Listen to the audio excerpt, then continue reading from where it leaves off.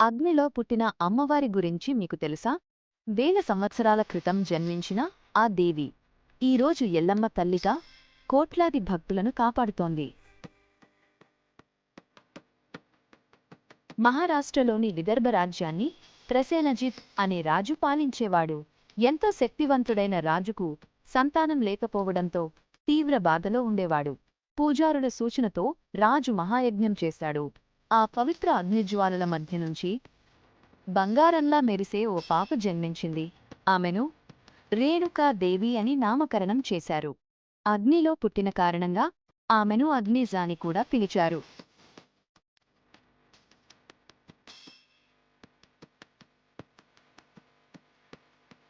చిన్నప్పటినుంచే రేణుకాదేవి ఎంతో ఆధ్యాత్మికంగా ఉండేది.